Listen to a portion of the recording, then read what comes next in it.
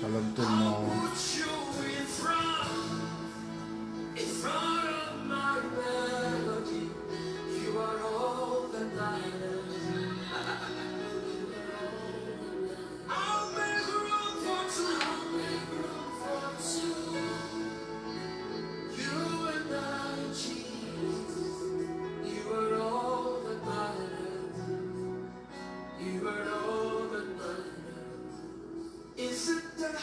Or is it the car? I'll give them all to you. Is it the name or is it the fame? I'm nothing without you. Je vous salue tous dans le nom de Jésus. Shalom Nadim Mango, Shalom Bora Lori. Shalom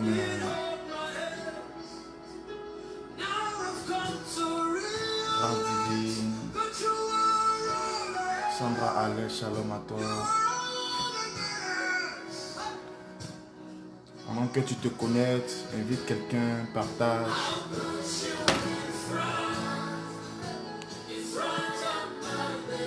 Invite quelqu'un, partage.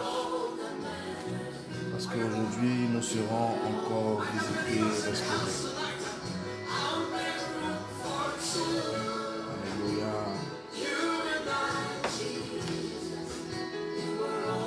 Shalom, Annie Brino. Partage. Invite quelqu'un. Le Seigneur veut nous faire du bien. Le Seigneur va nous faire du bien. Le Seigneur va nous faire du bien. Le Seigneur va faire du bien à ton âme. Nous allons parler du... Nous allons terminer notre thème sur la sorcellerie. Et aujourd'hui, nous allons parler du dédoublement. Comment ça se passe. Et nous allons parler de comment vaincre la sorcellerie. Je vais environ faire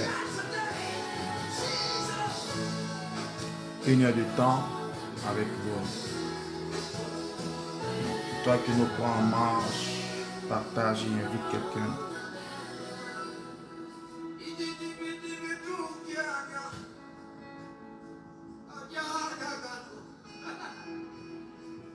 Invite quelqu'un, partage.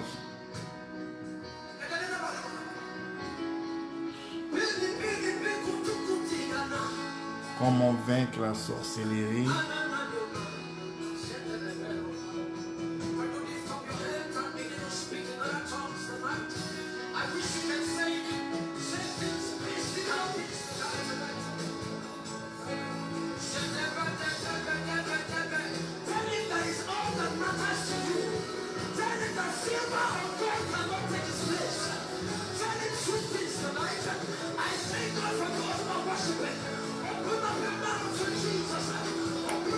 Voilà. Laissez-moi bien installer les choses.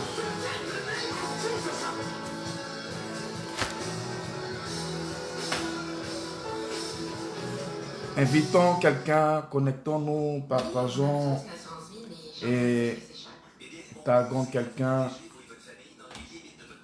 afin que quelqu'un soit visité, quelqu'un soit touché. D'accord? Que quelqu'un soit visité, quelqu'un soit touché.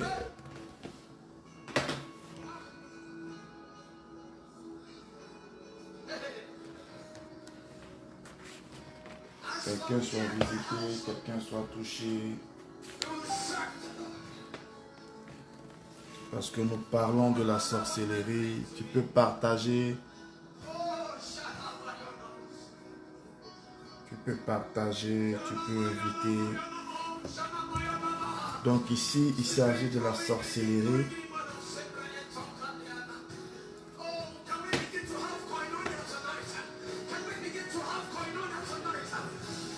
La sorcellerie.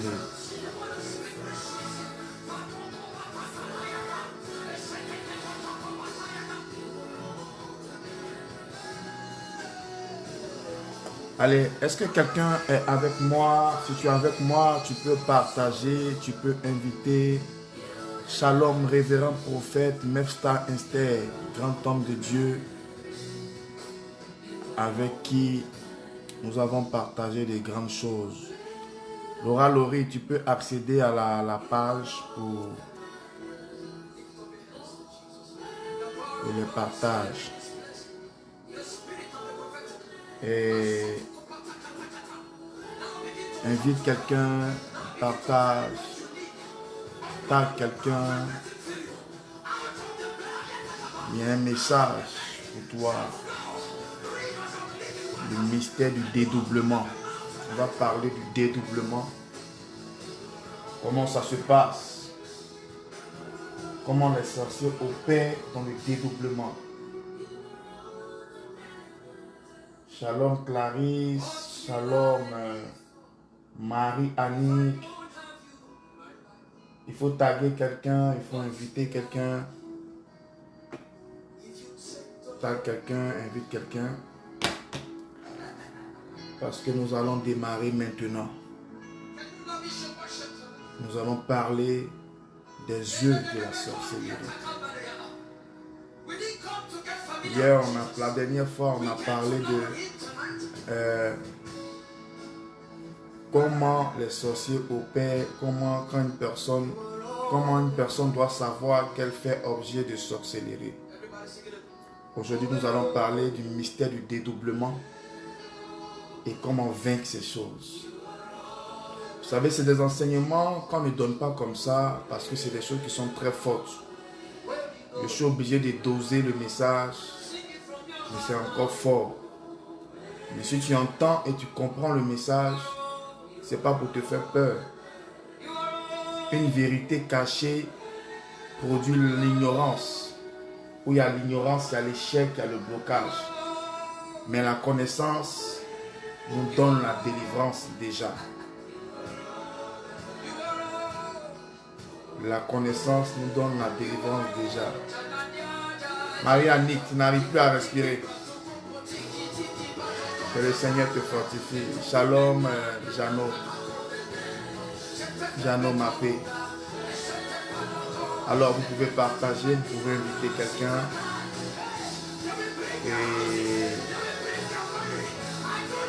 qu'est-ce qu'il y a encore? Voilà, c'est des enseignements qu'on ne donne pas comme ça. Vous êtes bénis parce que vous êtes en train de comprendre un certain nombre de choses. Après le direct de la dernière fois, j'ai reçu beaucoup d'appels. Beaucoup d'appels. Des gens ont dit, prophète, nous nous retrouvons dans le message. Nous voyons vraiment que tout ce que nous vivons, c'est les œuvres de la sorcellerie. C'est vrai, on a parlé de comment quelqu'un est choisi pour mourir par la sorcellerie, mais dans les explications, il y a comment quelqu'un est victime des œuvres de la sorcellerie. C'est-à-dire tout ce que tu vis comme échec, comme blocage, comment est-ce que ça se fait? Tu comprends? Alors, shalom, révérend au Folomo. Et Dieu, dans sa puissance, veut aujourd'hui vous impacter, vous visiter, vous introduire dans son esprit. Alors, nous voulons bénir Dieu pour tous ses bienfaits, pour l'occasion, pour sa présence. Christelle Libo, soit béni. Nous allons rentrer dans le vif du sujet et nous savons que Dieu nous fera beaucoup de bien. Alors, chers amis de Dieu dans le Seigneur, aujourd'hui, nous allons finir notre thème sur le mystère de la sorcellerie. Le mystère de la sorcellerie. C'est les choses que vous devez comprendre aujourd'hui afin de pouvoir accéder à votre trône. Vous comprenez? Afin de pouvoir rentrer dans votre miracle, vous devez comprendre ces choses. Et quand vous avez la connaissance de ces choses, Dieu peut changer le cours de votre histoire. Dieu peut apporter le changement et la délivrance dans votre vie. Ce qui t'a parfois manqué, frère, c'est le manque de connaissances. Et c'est ce manque de connaissances-là qui a limité certaines choses dans ta vie. Qui a limité des grâces et des bénédictions. Alors, je veux parler aujourd'hui du dédoublement. La première fois, on a parlé de la sorcellerie. Comment une personne devient sorcier. Comment une personne fait usage de sorcier et de sorcellerie. Vous comprenez? Et le Seigneur, dans sa souveraineté, nous a fait comprendre ces choses. La deuxième partie, nous avons parlé de comment une personne est victime des œuvres de la sorcellerie. D'accord? Et aujourd'hui, nous allons parler de comment est-ce que les sorciers opèrent dans le dédoublement. Révérend Nana, shalom à toi. Alors, je suis venu vous révéler cette pensée afin que Dieu fasse de vous des personnes à part. Katia Melia, sois bénie ma fille depuis Libreville. Alors, vous qui nous prenez en marche, partagez le direct, faites monter le mercure afin que le prophète vous révèle les mystères cachés de la parole. Comment vaincre la sorcellerie, comment se mettre au-dessus des œuvres de la sorcellerie, comment se déconnecter de toute force de sorcellerie. Mais avant d'aboutir cette partie-là, nous allons parler de comment le dédoublement se produit dans le monde de la sorcellerie. Shalom Olivier Massampo. Comment les sorciers se dédoublent. Et je crois que le Dieu que nous prions viendra vous relever, vous révéler quelque chose de fort pour votre miracle. Et il y a des choses que nous avons ignorées et ces choses-là nous ont causé des problèmes. Il y a des choses que nous n'avons pas considérées et ces choses-là ont hypothéqué notre avenir. Frère, je suis en train de prendre le mercure. Je suis votre serviteur, le prophète Diamant Acré. Alors, quand tu me prends en marche partage, invite à quelqu'un. Tu seras peut-être localisé à l'inspiration de Dieu. Vous comprenez? Ah, Marie, fille de papa Anno. Ok, sois béni, Mélia. Je t'ai confondu avec quelqu'un. Sois béni. Voilà, le dédoublement ou projection astrale. Y a-t-il une différence? Non, maman, il n'y a pas une différence, c'est pareil. C'est seulement le vocabulaire qui est différent. Le dédoublement, c'est la projection astrale. La projection astrale, c'est le voyage astral. C'est pareil. Voilà, c'est la même définition, c'est la même manière. Mais ce n'est pas les mêmes fondements. Comprenez? Alors, nous allons rentrer dans le vif du sujet.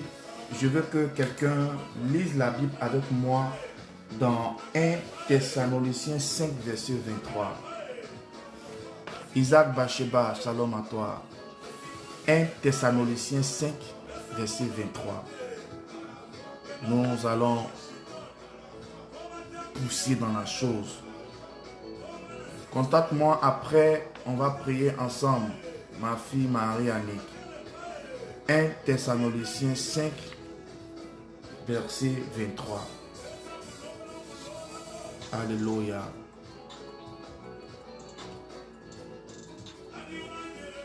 Alors, la Bible dit que le Dieu, écoutons bien l'histoire, que le Dieu de paix vous sanctifie lui-même tout entier, et que tout votre être, virgule, l'esprit, virgule, l'âme et le corps soient conservés irrépréhensibles lors de l'avènement de notre Seigneur Jésus.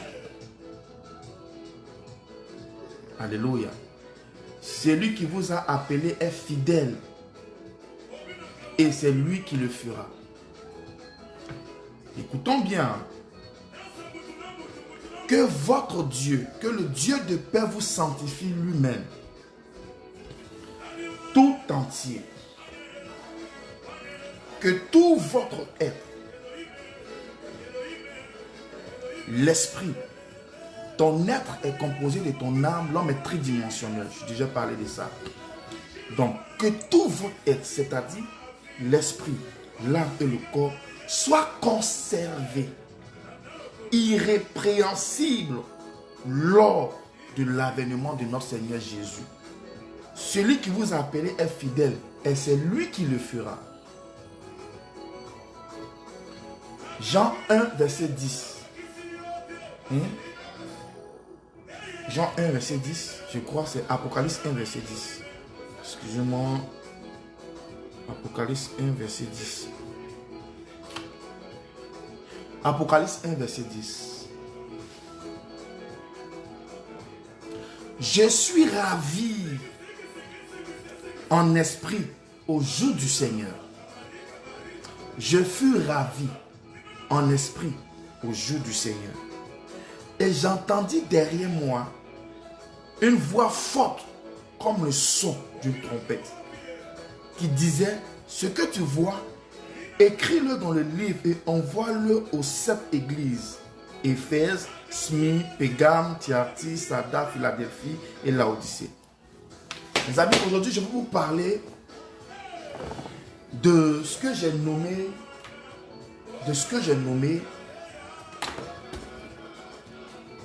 la sorcellerie. Vous savez, quand tu parles de la sorcellerie, non, c'est Apocalypse 1, verset 10. Quand tu parles de la sorcellerie, il faut t'attendre au combat. Notre dernier enseignement sur la sorcellerie, j'ai perdu. Je ne sais pas comment il me s'est arrangé, mais j'ai compris le mystère. C'était l'œuvre de la sorcellerie. J'ai perdu mon portefeuille. Et à l'intérieur de mon portefeuille, j'ai trouvé toutes mes cartes. Ma carte bancaire, mon permis, plein de choses. Je ne sais pas où je l'ai mis.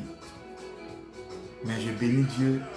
Par le prophétique, même, j'ai pu localiser le portefeuille. Quelqu'un me l'a retrouvé, me l'a apporté. J'ai compris que c'était le diable qui voulait me créer des problèmes, qui voulait me déranger. Donc, quand nous parlons de sorcellerie, nous parlons de guerre, de bataille. D'accord? Je n'ai pas encore commencé à parler. Je cherche une inspiration. Alors, nous avons parlé de la sorcellerie et nous avons dit que nous avons dit, ah oui maman, c'est un combat, hein. C'est tout à fait un combat quand tu parles des choses, des thèmes aussi mystérieux, c'est un combat. Nous avons parlé de la sorcellerie, nous avons défini la sorcellerie, nous avons expliqué pourquoi la sorcellerie, pourquoi les sorciers te détestent, tout. Aujourd'hui, nous allons parler, nous achevons sur le dernier jour, nous allons parler aujourd'hui de comment vaincre la sorcellerie. Mais il y a une dernière étape de la sorcellerie que je n'ai pas, comment dirais-je, je n'ai pas signifié, que le dédoublement. Le dédoublement. Parce que les sorciers opèrent de façon spirituelle. Toi, tu es dans le monde physique, mais tu n'es pas censé être physique. Tu dois être un homme spirituel. Parce que tout se passe dans le monde spirituel. Vous comprenez? Tout se passe dans le monde spirituel. Ce n'est pas dans le monde physique. Le monde physique est la reproduction de ce qui se passe, de ce qui s'est passé, du moins, le passé composé, de ce qui s'est passé dans le monde spirituel. Le monde physique est la représentation de ce qui s'est passé dans le monde spirituel. Donc, si un malheur doit arriver, c'est la représentation de ce qui s'est passé dans le monde spirituel qui ne fait que se concrétiser dans le monde physique.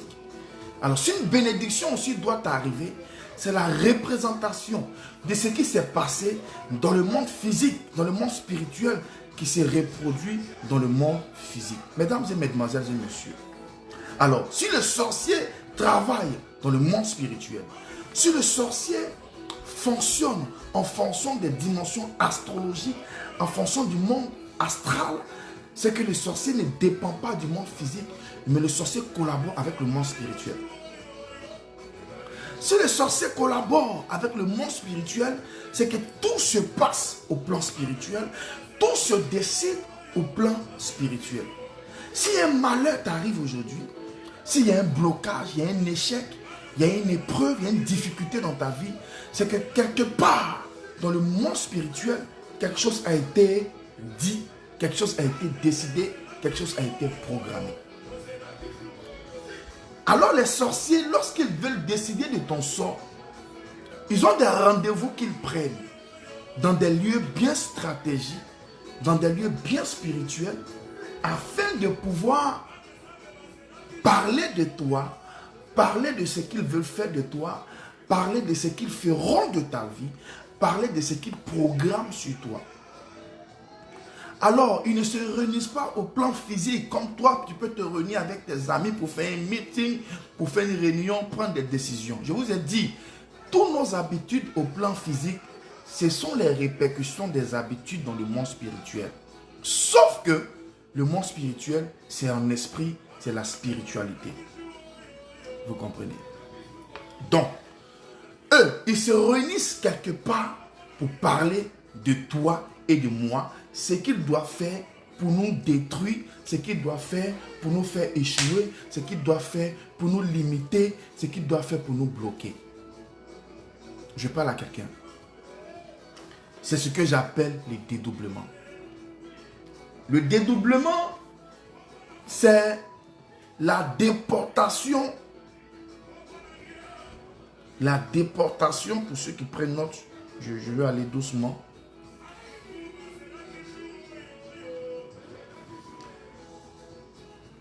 Excusez-moi.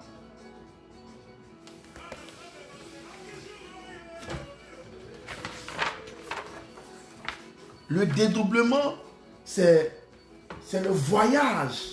C'est le voyage astral. Le dédoublement, on appelle ça est égal à voyage astral. Je vous ai parlé du monde astral la dernière fois. Le dédoublement, c'est un voyage astral. Le dédoublement, on appelle ça aussi projection astrale. Vous comprenez? Et c'est une expression de l'exotérisme. Je ne sais pas si quelqu'un a déjà entendu ce thème, l'exotérisme. Je ne vais pas parler de ça. Donc, les dédoublements, c'est lorsque l'esprit se dissocie du corps pour vivre une existence autonome et explorer librement l'espace qui l'environne. Vous comprenez?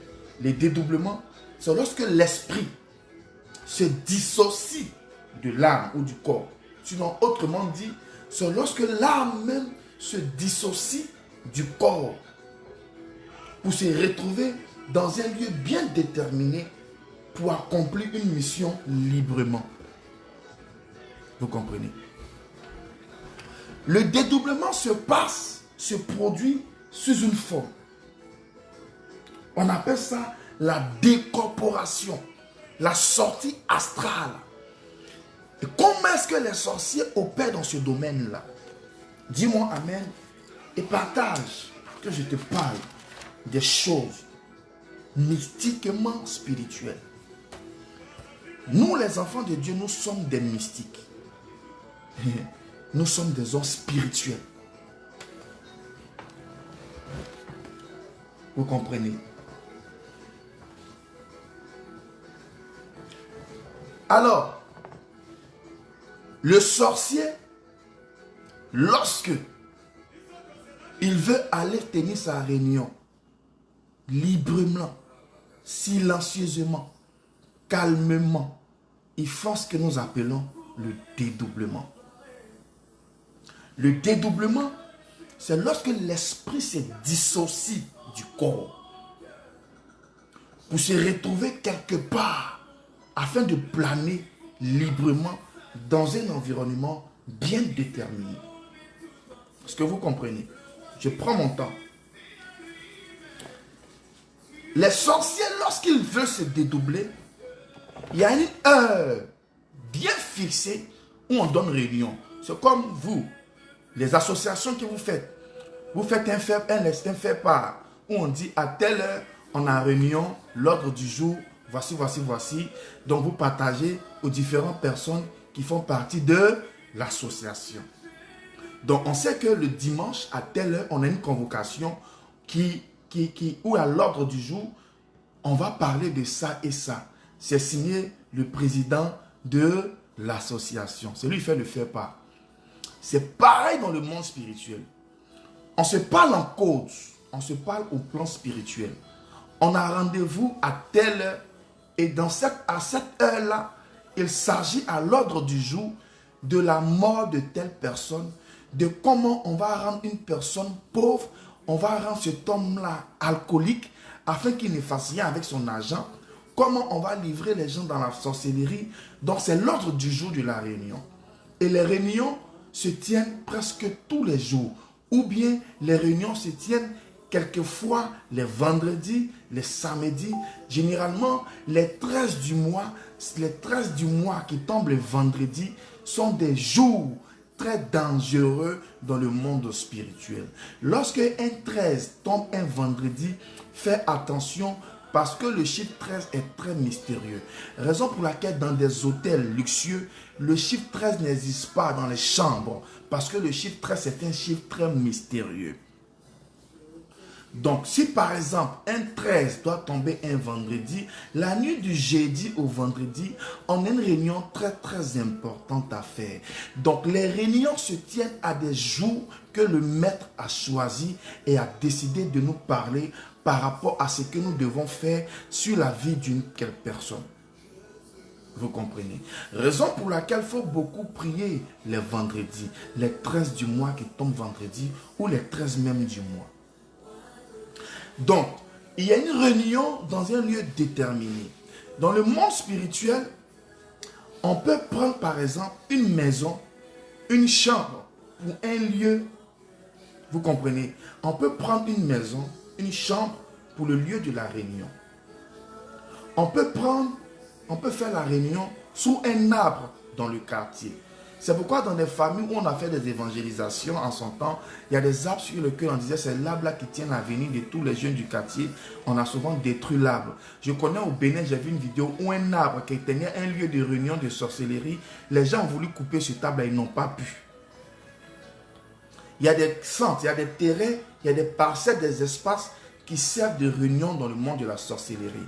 Toi, tu vois ça comme ça. Il y a des quartiers, par exemple, dans les quartiers un peu précaires de l'Afrique, Sikoji, Sojefia, il y a des lieux où les jeunes aiment se réunir, les retraités, les personnes qui souffrent.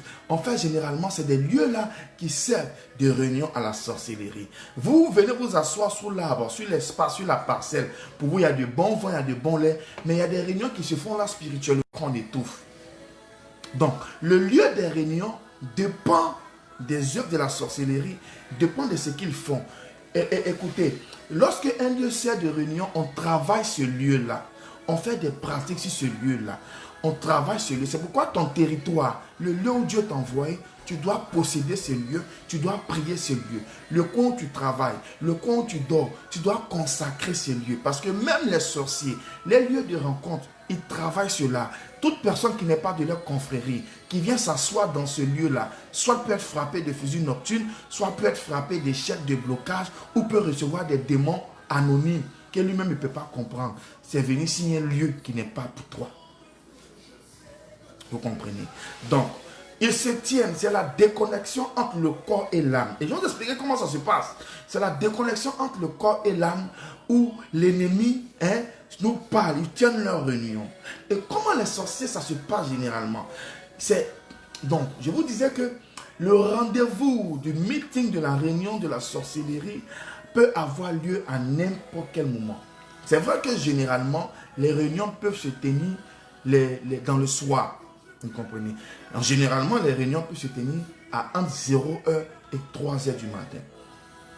Mon frère, je vais te donner un secret. Si tu réussis à prier pendant 3 mois, je te donne le délai même de 3 mois, entre 0h et 3h du matin, et tu as un sujet de prière que tu as confié à Dieu, tu fais des prières de combat dans ces heures-là, pendant au moins 45 minutes, pendant au moins 1 heure de temps. Je dis 3 mois, tu verras le ciel s'ouvrir pour toi. Au début, tu vas sentir la paresse, les persécutions, les mauvaises tentations. Quand tu vas persévérer, seulement 3 mois. Parce que c'est à cette heure-là.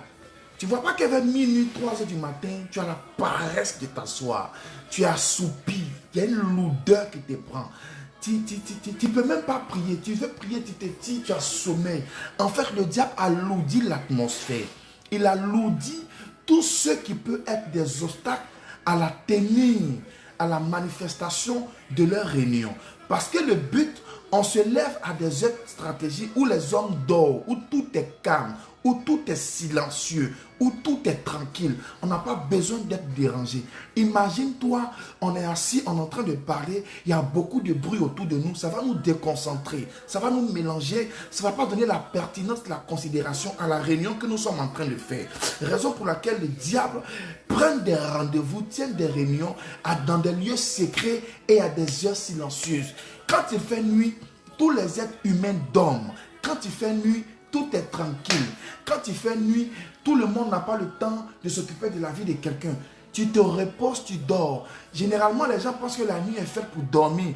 La nuit n'est pas faite pour dormir. La nuit est faite pour être éveillé. Celui qui veut réussir, qui veut voir Dieu se lever dans sa vie, ne doit pas avoir l'habitude de dormir trop les nuits. Moi, je ne dors pas trop les nuits. Je suis même obligé. Parce que lorsque mon heure de prière arrive, je suis éveillé. Je ne peux plus dormir jusqu'à ce que je dois terminer ma prière. Ne dormez pas parce que c'est la nuit que le draft travaille dans le silence. Je vous ai dit que tout se décide dans le silence de la nuit. Tout se passe la nuit. C'est la nuit que tout se passe. Pourquoi tout se passe les nuits? Parce que les grandes décisions se prennent les nuits. Imagine-toi quelqu'un qui doit opérer un voyage. Tu dois aller dans une autre ville. Si tu voyages le jour, tu vas avoir un trafic. Il aura l'embouteillage, ça va te retarder. C'est pourquoi d'autres attendent la nuit, où tout le monde dort, tout est tranquille. Là, tu peux voyager tranquillement. Tu peux rouler à vive allure parce qu'il n'y a personne pour te déranger. Donc, c'est pourquoi les sorciers tiennent généralement les réunions les nuits. Il y a des réunions qu'ils tiennent à 3h, c'est-à-dire à 15h l'après-midi. Il y a des réunions qu'ils tiennent à 12h. Il y a des réunions qu'ils tiennent à 9h. En fait, on tient des réunions à des heures stratégiques.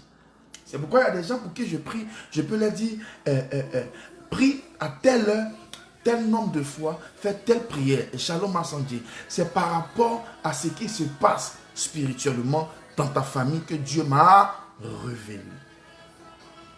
Tu comprends? Donc, le mouvement c'est quoi? Le truc c'est quoi?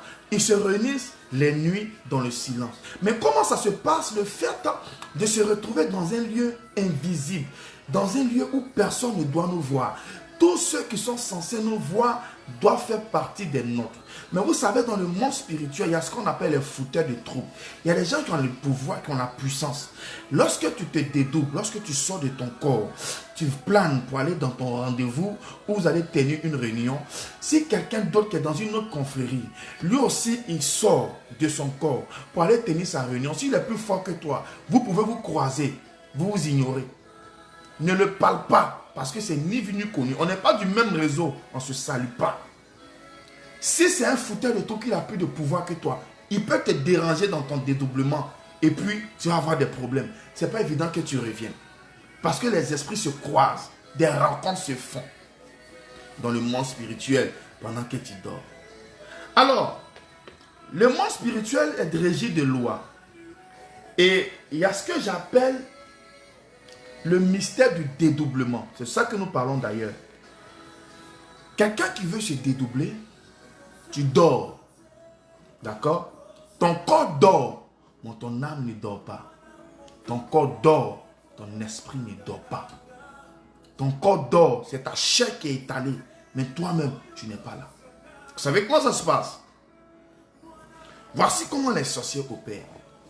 Ils ont un rendez-vous qu'ils prennent. Et il faut signifier que lorsqu'ils se dédoubent, ils ne se dédoubent pas comme toi, comme un homme. Ils prennent l'image de soit un animal. Ils ont des balais spirituels. Les films de Harry Potter que vous avez regardés, etc. C'est des choses qui révèlent les actes mystiques. C'est des choses qui existent au plan spirituel. Vous comprenez?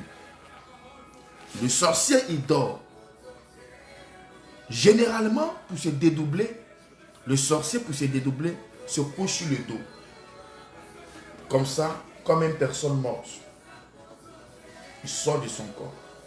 Lorsqu'il sort de son corps, parce que le fait de se dédoubler demande beaucoup de sacrifices et beaucoup d'attention. Si tu n'as pas été prudent dans ta sortie, et pendant que tu es en train de planer dans le monde astral pour aller faire ta réunion, jusqu'à ce que tu reviennes, dans ce laps de temps, vous comprenez, si tu n'as pas été prudent, tu risques de ne pas regagner ton corps. Je vous explique comment ça se passe, le dédoublement. Dans le monde spirituel, il y a ce qu'on appelle un cordon. C'est une corde qui lie l'âme, l'esprit et le corps. C'est un cordon. Et quand on veut initier quelqu'un à la sorcellerie, quand on veut apprendre une personne à se dédoubler, son guide spirituel, qui est supérieur que lui, c'est la personne qui vient le chercher d'abord. Parce que cela regorge beaucoup d'attention. Raison pour laquelle, dans la foulée, il faudra demander la protection de votre guide, afin de vous protéger. C'est pourquoi les sorciers, quand on t'apprend à voler, sortir de ton corps, tu fais les rêves où tu t'envoles et puis tu retombes pas. Tu voles un peu, tu retombes. Après, tu commences à bien voler. Fais attention si tu fais les rêves où tu t'envoles comme un oiseau. C'est dangereux. On apprend à te dédoubler. Tu es en train d'être initié à la sorcellerie. Les rêves où tu sors de ton corps, tu te dédoubles et tu es comme un oiseau qui plane dans l'espace. Souvent, les sorciers, pour se dédoubler, ils prennent l'image d'un oiseau. Ils se connectent au balai. Le balai, on utilise le balai pour des missions lointaines. Le balai est comme un avion dans le monde spirituel. Si moi je suis à Abidjan et que je vais accomplir une mission au Canada, quand une fille de notre famille qui fait partie des victimes qu'on a préparées, qu'on veut détruire, c'est le balai qui sera mon avion pour aller accomplir la mission. Donc je prends mon balai du moins. Ce n'est pas les voyages de 6 heures de route que de 24 heures que vous faites par avion. C'est rapide, c'est instantané, c'est un laps de temps qu'on te donne. Vous comprenez? Et c'est ce que j'appelle, il y a un cordon d'argent. C'est un cordon qui relie votre corps physique à votre corps astral. Ces cordons-là est une forme de fil d'Ariane qui vous permet de retrouver votre corps, quelle que soit la dimension où vous envolez. Vous comprenez? Donc, le sorcier, lorsqu'il se dédouble, il y a une fil d'Ariane. C'est une fil dure, un petit fil noir. C'est spirituel ce qu'il te dit. Hein. C'est pas en train de rencontrer une histoire. C'est des gens pour qui on a fait les délivrances. Qui nous ont fait des confessions. Ah, prophète. Parce que pour ceux qui ont travaillé en cul d'âme, en démonologie, quand on fait la délivrance, l'esprit parle. Vous comprenez? On a fait ça. Comment ça se passe? Par le feu de Dieu, l'esprit commence à parler. Vous comprenez? Donc, les esprits parlent quand ils sont combattus. Donc, ils disent, lorsque on veut détruire quelqu'un, on veut sortir de notre corps, on a un cordon d'argent. On appelle ça fil d'Ariane. C'est ce fil-là qui nous permet de regagner notre corps en toute tranquillité. Et puis, ni vu ni connu.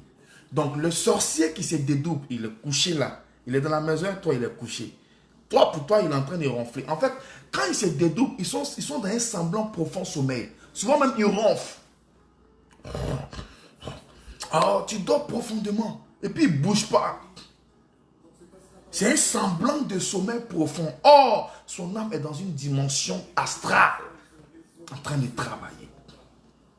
Vous comprenez? Et c'est pourquoi il y a des chrétiens qui croient. Moi, je ne crois pas au dédoublement. Ça se passe dans la Bible. Ça existait dans la Bible. Je vais vous en parler, vous expliquer. Donc, il y a des dimensions spirituelles. Il y a des dimensions spirituelles. Le dédoublement a des dimensions spirituelles. Le monde mystique a des dimensions spirituelles. Si moi, j'ai plus de pouvoir que toi dans le monde spirituel, on n'est pas de la même confrérie. Et je sors de mon être, de mon corps. On se retrouve dans l'astral, dans le monde astral. Toi, tu vas à ton rendez-vous, tu es comme un oiseau, le chat, tu planes dans l'espace. Que moi, je ne t'aime pas, je peux venir te créer des problèmes. Et puis, tu risques de ne pas descendre. Donc, les révélations que je vous donne, c'est des choses que vous devez noter. Pendant vos prières, vous devez combattre cela. Vous comprenez? J'ai oublié ce que je voulais dire. Alors, donc, le monde spirituel, parce que comment les sorciers opèrent, il se couche sur son dos. Quand il sort de son corps, il reste comme ça en train de dormir. C'est pourquoi il y a des gens qui ont un esprit humain de mort. Généralement, je demande aux gens, tu avais quelle position quand tu dormais lorsque l'esprit humain de mort t'a attaqué? D'autres disent, j'étais couché sur mon dos. En fait, c'est la position favorable pour sortir de son corps et pour rentrer dans son corps, de recevoir un esprit ou de faire sortir un esprit. C'est pourquoi un mort, quand il meurt, on ne le fait pas coucher sur un côté dans son cercueil. On ne le fait pas coucher sur son ventre, on le fait coucher sur son dos. L'âme sort, l'âme est sortie de lui. Vous comprenez? C'est pourquoi il y a des prières qu'on adresse à Dieu. On se couche comme ça pour parler à Dieu. Ce n'est pas important pour toi. Vous comprenez? Et lorsque tu rentres dans la dimension du dédoublement, c'est les œuvres de la sorcellerie. Je ne te donne pas. Ce n'est pas des choses que tu dois faire. Ne jamais faire. C'est pourquoi on a dit 1 Thessaloniciens 5, 23. Ne jamais essayer ça. Tu risques de mourir. Tu risques de ne plus revenir dans ton corps. Un jour, quand j'étais à Abidjan, il y a une femme qui s'était dédoublée. Elle n'a pas pu rentrer dans son corps. Les gens mettaient même sur les réseaux sociaux, il y a plein de choses comme ça, où on voit la personne dans un mur, où on voit la personne bloquée sur le toit d'un arbre. La personne est bloquée sur poteau. Les hiboux que vous voyez, les oiseaux bizarres que vous voyez, les corbeaux, les nuits qui viennent voler autour de votre maison. C'est des gens qui se sont dédoublés, qui sont venus vous espionner. Et quand tu ne fais pas bien ton retour, quand le fil, le cordon dont je parle, qui te permet de revenir en toi, n'a pas été bien préparé, ton guide ne t'a pas bien protégé, tu risques de ne pas rentrer véritablement en toi. Il y a des gens qui sont morts dans leur sommeil. Parfois, on ne comprend pas. En fait, elles n'ont pas pu revenir en elles-mêmes. Il y a d'autres qui sont sortis de leur corps, mais elles n'ont pas pu revenir, elles ont été bloquées. C'est pourquoi, souvent, un jour, j'étais en train de prier avec le groupe d'intercession. Et pendant qu'on priait, il y a un oiseau qui est tombé mort sur le toit. On a entendu un bruit. Boum! Donc il y a un de mes fils qui monte, il voit, c'est un oiseau noir qui est sous le toit. Comment est-ce que l'oiseau est fait? Il m'appelle, ah, prophète, viens voir. Quand je monte, le Seigneur me dit, c'était un esprit qui partait en mission. Pendant que nous étions en train de prier, l'atmosphère de la prière l'a contrecarré. Donc l'oiseau est tombé, mais derrière l'oiseau, il y avait quelqu'un qui partait en mission. Donc vos prières que vous faites ont de l'efficacité. Nos prières que nous faisons. Parce que souvent, pendant que tu pries, tu libères la prière. Si dans ton atmosphère c'est ton environnement.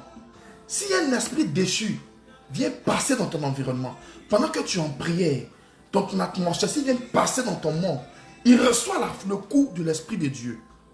Parce que ce n'est pas la place où il doit prendre. C'est pourquoi il y a des gens qui se sont dédoublés et puis le matin, on te voit sur un arbre de cocotier, on te voit sur un immeuble, en culotte. La nuit, tu faisais quoi? Comment tu l'as fait?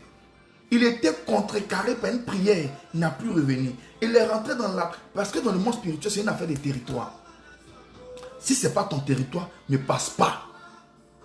Il faut faire le grand tour. Tu n'as pas le droit de passer sur le territoire de quelqu'un. Tu peux recevoir un coup. Dans le monde de la sorcellerie, c'est comme ça ça fonctionne. Ils sortent de leur corps et ils planent. S'ils sont venus dans toi, ton atmosphère, et que pendant qu'ils sont en train de planer, tu es en train de prier, ils seront frappés. Ils vont retourner où ils sont partis. S'ils n'ont pas bien fait, le cordon d'argent qui les permet de revenir dans leur corps sera coupé, ils vont mourir. C'est pourquoi il y a des gens en disant morts en plein rêve. Ils sont morts en plein rêve, en plein sommeil. Si tu es bien cherché, ça fait partie de sa mort. Vous comprenez? C'est pourquoi la Bible dit dans 1 Thessaloniciens, on a lu ça tout à l'heure. Je vais vous expliquer au plan biblique. Donc,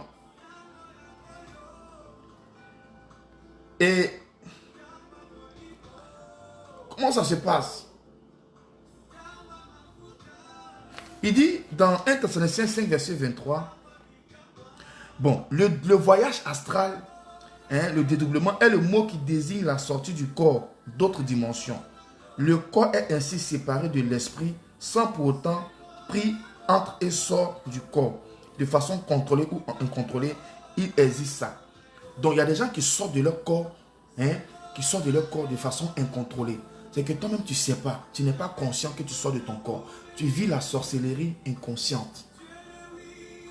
Il y a des gens qui sortent de leur corps de façon contrôlée. Eux, ils savent comment ils font. Toi qui vis, tu te retrouves dans des réunions en train de voler, qui volent, puis tu te retrouves dans une réunion en train de parler des gens.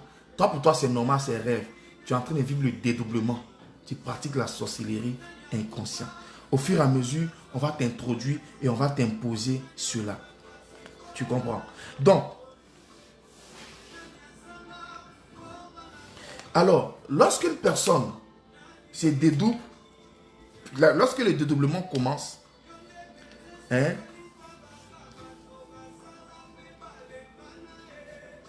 à se dédoubler, il y a des symptômes. Voici, je vous donne des choses. Je vais vous donner des choses ce soir. Lorsque le dédoublement commence, la personne peut être soit conscient ou inconscient. Ok? La personne peut ressentir des symptômes. Il y a des questions qui dorment auprès de toi les gens qui sont auprès de toi là, il faut bien les regarder, elle la révélation qu'elle te donne. Pendant qu'il dort, la température change brusquement. Sa température. Soit il a les frissons, la chair de poule, on appelle ça chair de poule. Soit il peut avoir une chaleur. La personne a du mal à respirer. Tu dors la personne, puis la personne fait... Tu as quoi? Quelque chose en train de s'opérer spirituellement. La paralysie du sommeil. La sensation que la poitrine est oppressée. Ça, c'est les symptômes qu'une personne en train de se dédoubler qu'elle te donne. La personne a un semblant de vertige. Alors qu'on est couché quelquefois, on a l'impression d'être dans un vertige. Il y a des vibrations sur toutes les parties de ton corps. Oh, tu as quoi et puis tu bouges seul comme ça. Moi, ce que je vous dis là, ce que je vous explique, C'est la chose que j'ai expérimenté. J'ai dormi, quand j'étais élève, j'ai dormi avec la servante, la fille de ménage qui pratiquait la sorcellerie. Elle n'a pas fait 2 jours. Elle dit qu'elle ne travaille plus. J'étais tout petit encore. J'étais en classe de 3e. Et j'étais dans mon affaire de Dieu là. Là même très bien zélé. Tu vois. Et la fille qui était dormait, comme si elle a une crise. Tu l'as regardé doucement. C'est un esprit de sorcier. Mais s'il levait aussi dans la prière, elle s'est réveillée en sursaut. Tu es une sorcière. Le lendemain, elle avait parti que sa maman l'a appelé pour une urgence. Donc, voici comment quand il dort avec quelqu'un là, ceux qui dorment là, remarquez-le bien. Hein? Sa température change. Il commence à avoir des frissons, des vibrations sur le corps. Sa manière de respirer change. C'est des signes du dédoublement. Inconscient comme conscient. Le dédoublement peut être volontaire comme involontaire. Vous comprenez? Et le deuxième point que tu dois comprendre,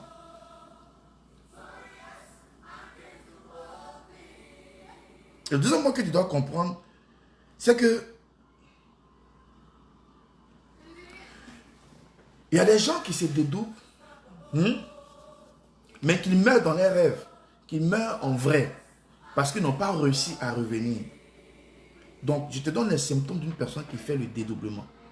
Sa manière de dormir. Sa manière. Il y a des gens, quand ils dorment, ils parlent. Ton enfant, quand il dort, il commence à parler. Fais attention. Fais attention. On dit, je dors. Je n'ai pas le droit de parler. Soit il vit des combats spirituels, soit il est dans une réunion. Moi, j'ai une de mes cousines, quand elle dort, je ne mange pas, laissez-moi. Pourquoi vous me forcez à manger? On est en train d'initier la sorcellerie. Laissez-moi. Je suis réveillé seul. Tu as quel problème? J'ai fait des rêves bizarres. En fait, on initie la sorcellerie. Tu vois. Où la personne dort, la personne se titille. Et que tu dors. Parce que les dédoublements, c'est quoi? C'est que c'est brusque et rapide. Tu vois. Et je ne sais pas si ceux qui ont déjà voyagé, oh mon Dieu, ceux qui ont déjà voyagé, quand l'avion veut décoller, hein, l'avion va doucement. Et puis, il y a un bruit qui remue l'avion, qui donne des vibrations à l'avion.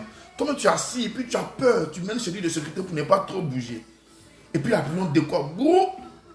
C'est pareil dans le monde spirituel. Vous voyez. Donc la personne est là. La personne bouge un peu. Bouge. Sa température change. La personne se tire. Et puis la personne remonte. Mais que la personne est sortie de son corps.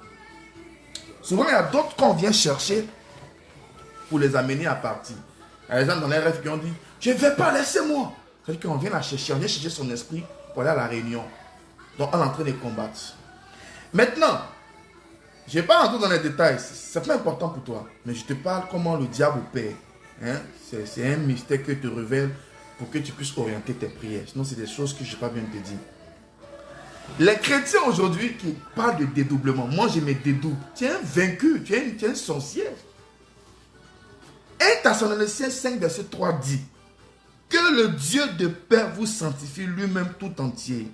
Que votre corps soit conservé irrépréhensible lors de l'avènement. Ça veut dire quoi? Un enfant de Dieu n'a pas le droit de sortir de son corps. Quand tu sors de ton corps, tu t'exposes à beaucoup de dangers. Est-ce que quelqu'un partage même le direct? Je sais combien de directs. Tu partages. Tu comprends? Quand tu sors de ton corps, tu t'exposes à beaucoup de dangers. Tu peux mourir dans l'atmosphère. Vous comprenez? Tu peux mourir. Parce que quand je sors de mon corps, je me retrouve dans le monde astral. Je ne serai pas seul dans le monde astral. Il y a des gens que je vais trouver. Ces gens-là que je vais trouver là, il y a ce qu'on appelle l'ennemi de l'âme. L'ennemi de l'âme, ça dit que tu peux voir une personne la première fois, mais ton cœur ne donne pas. Et que la personne est toi là, tu n'aimes pas la personne. Tu comprends? C'est-à-dire que la personne ne t'a rien fait, mais quand tu la vois, tu as l'impression que ça ne peut pas coller entre vous deux, quoi. On appelle ça l'ennemi de l'âme. Donc toi qui sors de ton corps, tu vas retrouver d'autres personnes. C'est un monde, c'est comme notre monde physique là, où on se voit, on se rencontre, bonjour, on se dépasse, etc. etc. C'est là-bas aussi un autre monde, le monde astral. C'est le monde de la sorcellerie, de la magie, de l'illuminate, etc. Quelqu'un qui te voit et t'aime pas peut te faire du mal là-bas dans ce monde-là. Vous comprenez? C'est pourquoi l'homme de Dieu, Paul, dans 1 Thessaloniciens, comme on vient de lire, il dit, ce n'est pas bon. Est-ce que je travaille avec la régie? Ce n'est pas bon que quelqu'un... Hein? Laissez-moi lire le texte. Parce qu'il faudrait qu'on vous enseigne. Il dit que tout votre corps soit conservé et irrépréhensible lors de l'avènement du Seigneur. C'est lui seul qui le fera. C'est-à-dire que dans le jour de l'enlèvement, nous allons monter. C'est-à-dire que nous allons vivre le dédoublement. C'est ce jour-là que Dieu va permettre que tu montes. Et que tu es là et puis on te voit, tu montes. Ça peut être ton corps qui monte, mais ton corps va dans le sein d'Abraham si tu n'es pas mort. Mais ton esprit va t'asseoir au paradis là-bas. Donc tu vis le dédoublement. Donc on dit dans le au verset 23, au verset 24, il dit c'est lui seul qui fera. Mais reine Esther, si ton fils avait ce problème-là, il faut qu'on prie pour lui pour chasser cet esprit-là. On est en train de l'initier, on est en train de vivre des combats. Il parle en nuit, on va lui donner à manger. Vous comprenez? C'est pourquoi la Bible dit, le Fils de l'homme, le Dieu fidèle, lui seul fera ça. C'est le jour de l'enlèvement là que Dieu va lui permettre qu'on se dédouble. Maintenant, on a lu Apocalypse 1, verset 10. L'apôtre Paul dit, j'ai été ravi. Hein? Il dit, c'est Apocalypse 1, verset 10. Je fus ravi en esprit au jour du Seigneur et j'entendis derrière moi une trompette. En fait, Jean explique qu'il fut ravi, veut dire il fut enlevé de son corps.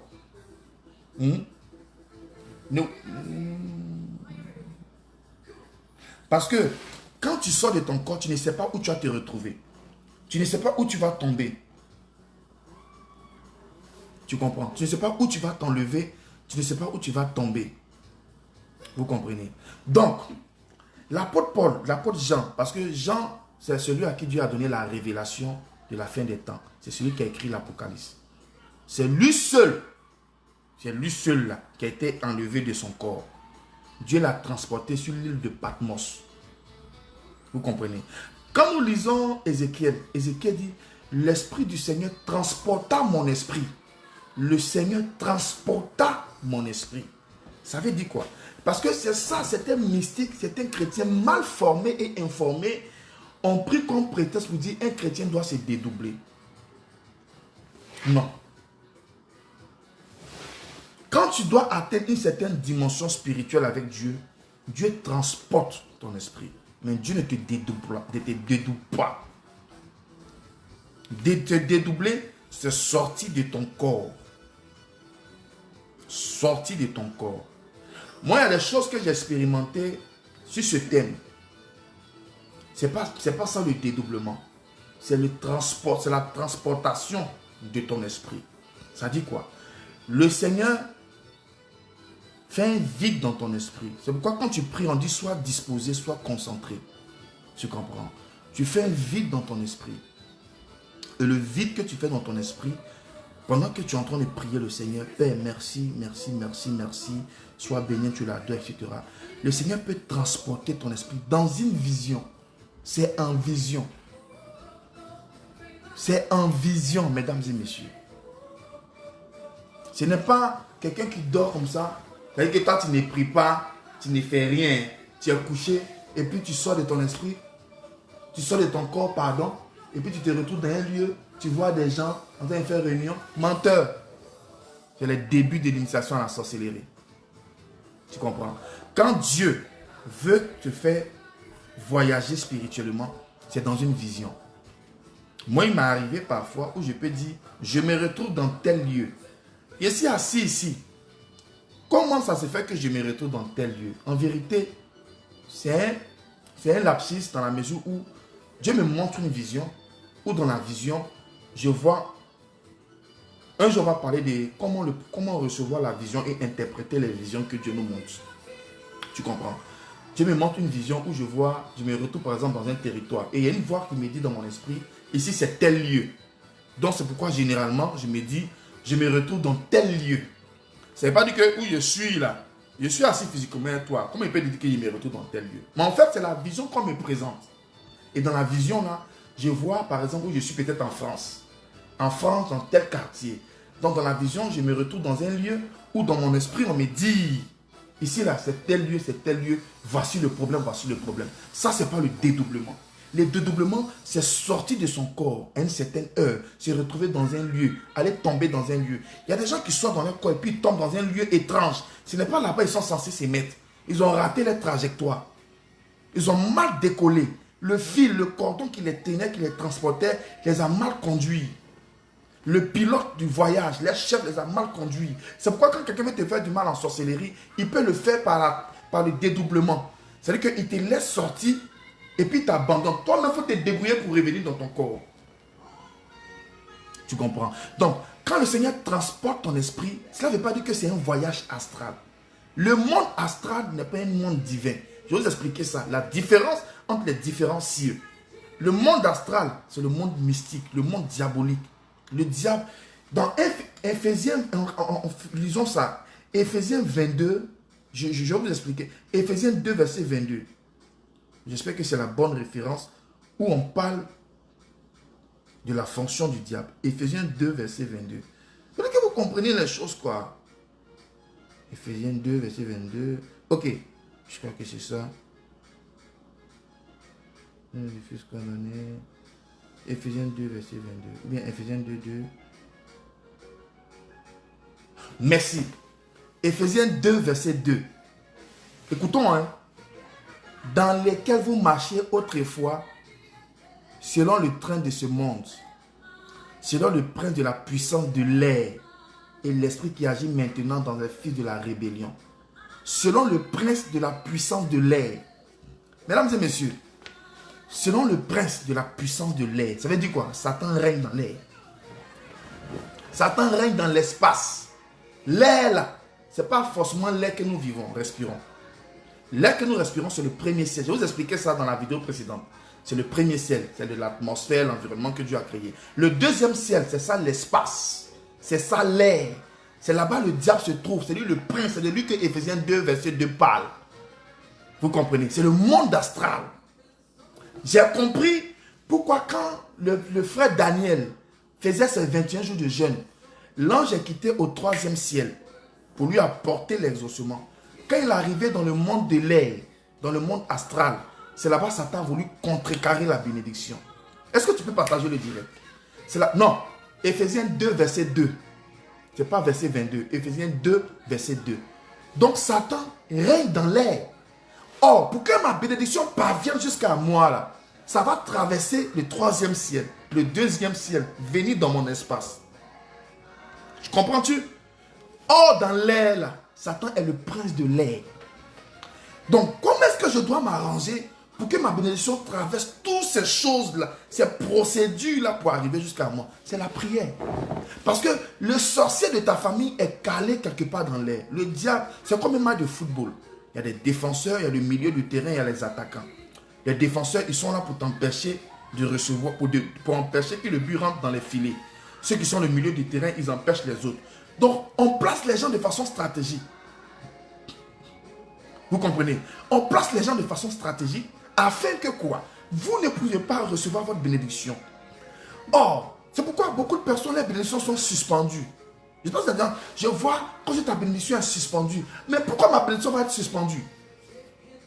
Dieu a libéré le message, mais la bénédiction est suspendue. Pourquoi? Ça dépend de ton attitude. Qu'est-ce que tu as fait? Qu'est-ce que tu as prié? Est-ce que tu as prié? Est-ce que tu as invoqué ton Dieu? Comment est-ce que tu as vécu ta vie chrétienne? C'est pourquoi le diable a pris ça. C'est suspendu dans l'air. La force que l'ange aura pour t'apporter ton miracle dépend de ton intimité avec Dieu. Si tu n'as pas une bonne intimité avec Dieu, Dieu peut relâcher la bénédiction. C'est là que j'ai compris que l'exaucement n'est pas l'accomplissement. J'ai déjà expliqué ça. Et c'est là aussi que j'ai compris que Dieu peut me bénir. Dieu peut déjà relâcher la bénédiction. Regarde, par exemple, lorsque tu as fini de travailler, tu attends l'argent dans ton compte. Mais tu ne vois pas l'argent dans ton compte. Et tu appelles ton boss. Ton boss dit, mais on a déjà fait le virement. Tu comprends? Ton boss, lui, il a fait le virement. Quand il fait le virement, le comptable, c'est lui maintenant qui doit faire le dispatching dans les comptes différents. Ok. Donc tu dis, mais boss, depuis là, je n'ai pas encore reçu mon salaire. Le boss dit, j'ai déjà fait mon virement. Ce n'est plus de mon ressort. C'est le comptable qui doit maintenant vous envoyer l'argent dans vos différents comptes. Qui est le comptable? Le comptable, c'est lui qui est chargé de m'envoyer ma bénédiction. C'est l'ange de l'Éternel. Bon, si le comptable est combattu à une mauvaise pensée, il peut ne pas m'envoyer l'argent et puis j'attends longtemps. Tu comprends? Donc parfois, Dieu a déjà fait le virement. Il a déjà fait la transaction pour que tu reçoives ton miracle, ton argent, tes finances. Ce n'est plus à son niveau, quoi. Il a envoyé son ange à... Bon, la fille, elle mérite maintenant, libérer là, allez lui donner ça. Mais la procédure où ça va arriver dans ton compte, où ça va arriver dans ta vie, là, c'est là il y a le combat. Vous comprenez? C'est là il y a le problème. Dans l'air, là, l'intervalle entre le virement qui a été fait jusqu'à ta vie, là, c'est l'air, là, l'espace, au niveau du comptable. C'est là le problème. Si le comptable est corrompu, c'est-à-dire que dans l'air, tu ne vas pas recevoir. Tu vas attendre longtemps. Tu vas te plaindre. Le boss va te dire, ce n'est plus mon affaire. Moi, j'ai déjà fait mon virement. Réglez ça nouveau là-bas.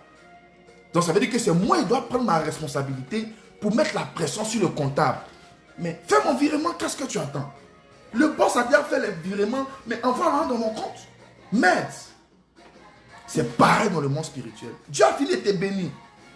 Il a relâché la grâce. Il a relâché le miracle dans ta vie. Mais le diable qui règne dans l'air, c'est lui qui bloque.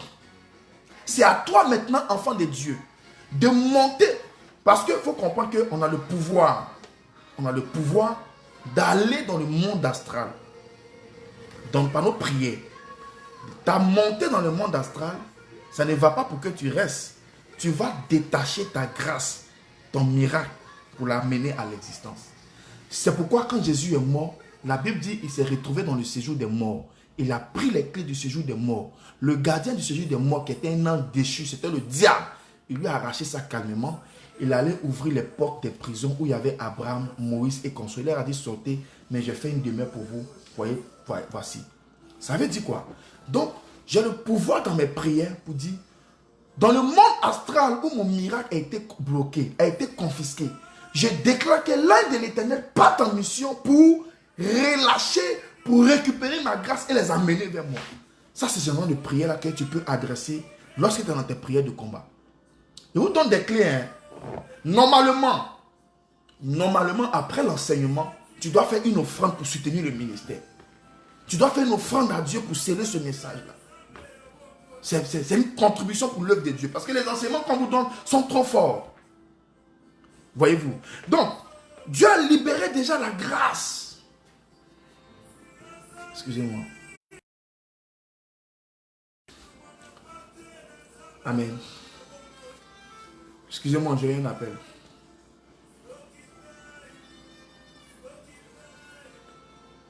Il est en train de dire quoi? Ma fille Diane, sois bénie.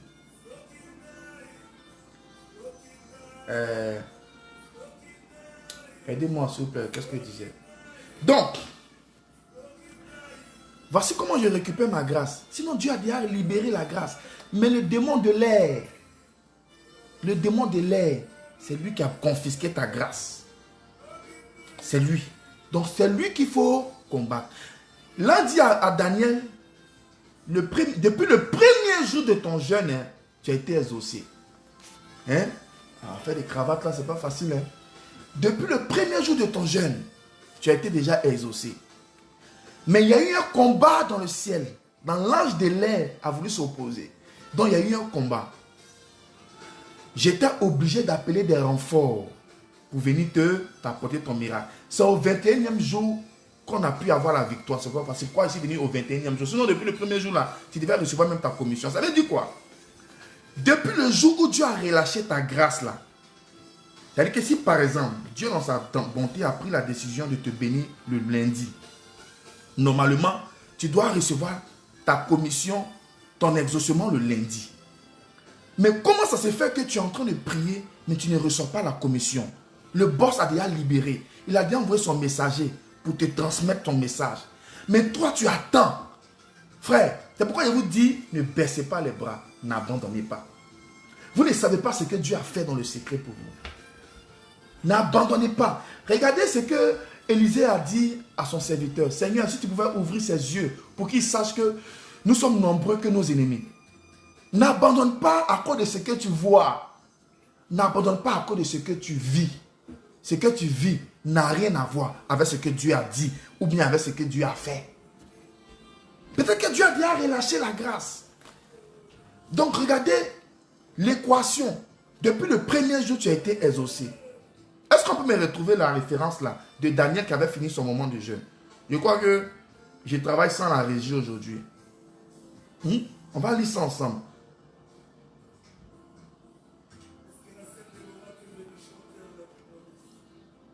On va lire ensemble et je crois que tu vas comprendre la révélation que je vais te donner. Je cherche la référence.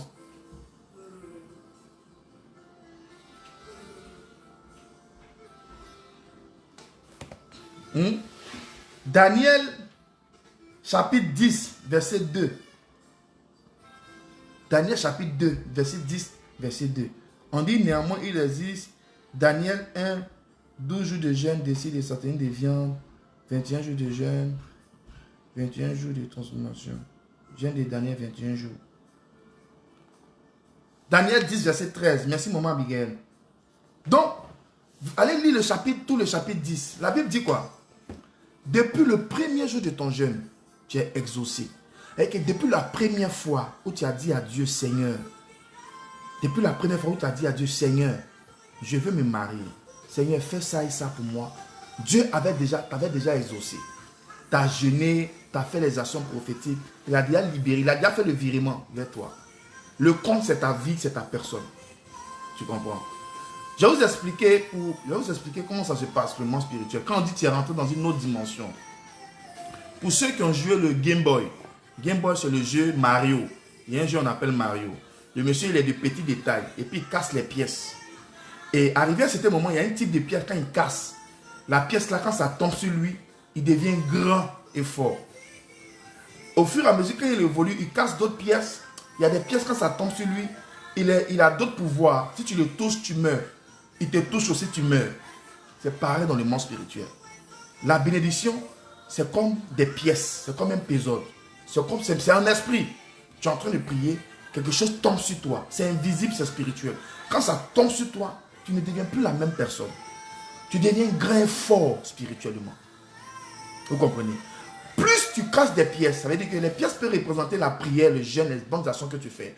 Plus tu en fais, plus on ne peut plus te toucher. Moi, tu tombes sur moi, tu te casses, je tombe sur toi, tu te casses. Il ne faut pas avoir affaire à moi. Et puis, il ne faut pas y avoir raison sur toi, quoi. Vous comprenez?